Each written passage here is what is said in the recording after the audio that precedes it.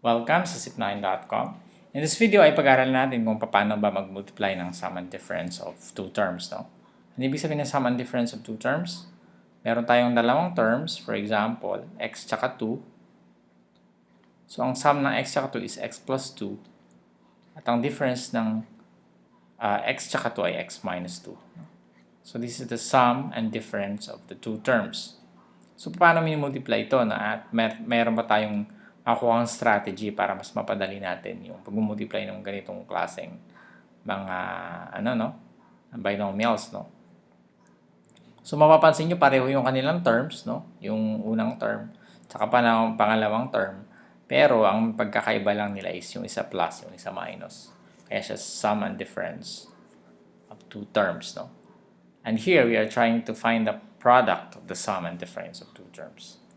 So, kung naalala ninyo yung sa ating, kung napanood nyo yung video natin sa multiplying binomial, sabi natin, ang tinuro ko na strategy dun is mabuti kung gawin mo ng plus lahat, no?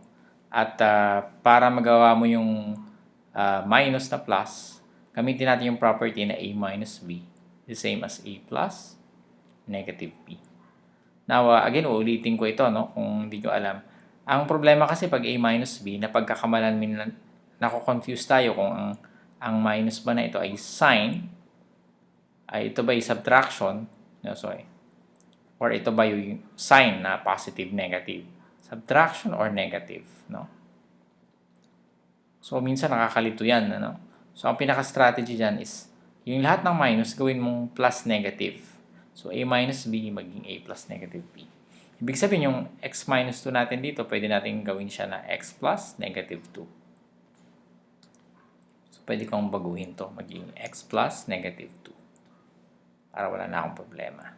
Negative 2. No? Okay? So using the distributive property na napag-aralan natin before, pwede na natin i-distribute to. No? Alala nyo yung ating multiplying binomials. Dapat aralin nyo yun kung hindi nyo alam to. So first, we distribute x to the second binomial. X times x is x squared. Plus, x times negative 2 is negative 2x. Plus 2x plus 2 times negative 2. Bali, una, dinistribute natin yung unang term nito. Pangalawa, i-distribute natin yung pangalawang term dun sa second binomial. So, 2 times x is 2x, and then 2 times negative 2 is negative 4, plus negative 4. So, magiging x squared plus, what is negative 2x saka 2x? Magiging 0. And plus negative 4. Which means equals sa x squared plus negative 4.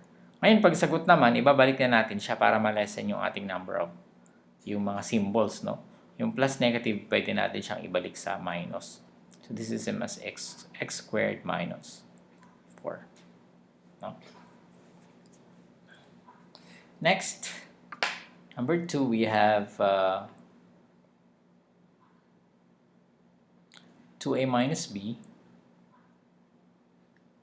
times quantity 2a plus b. So again, pwede kong gawin itong 2a plus negative b times quantity 2a plus b. Magiging 2a times 2a. Distribute natin ulit to dito at saka dito. So, magiging 2a times 2a is 4a squared, di ba? 2 times 2 is 4, and then a times a is a squared. And then 2a times b. 2a times b is 2ab, no? Plus 2a times negative b plus negative 2ab. And then negative b times b is negative b squared. So, magiging equal to 4a squared, o a0 ulit dito, kasi 2ab plus negative 2ab is 0, plus negative b squared. what is 4a, magiging 4a plus, or 4a squared plus negative b squared, or 4a squared minus b squared. So, napapansin nyo, no? Yung kanina, kung yung sa binomials, tatlong term siya. Pag hindi sum and difference, no? Pero dito, dahil sum and difference siya, naging dalawang terms na lang siya.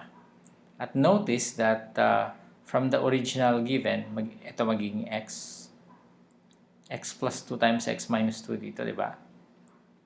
Ano napapansin yung pattern? Ini-square natin yung unang term, minus, and then square of the next term, no? The other term. Dito rin, ini-square natin yung first term dito, minus, and then in-square natin yung second term, no? B squared. So, ganun ba yon? Ganun ba yung formula, no? Ganun ba yung shortcut?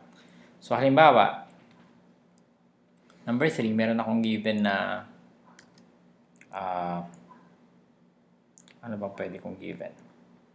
What is my given? For example,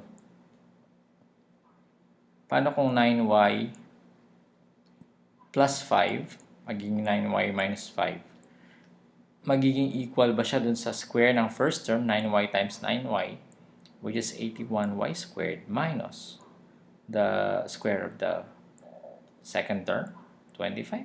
Ito ba yung sagot? Pwede natin i-verify, no? So, magiging 9y times 9y is equal to 9y squared plus yung 5 tsaka 9y times negative 5 plus negative 5. So, magiging plus negative. Hindi ko na ginawa to yung imagine nyo na lang na plus negative ito.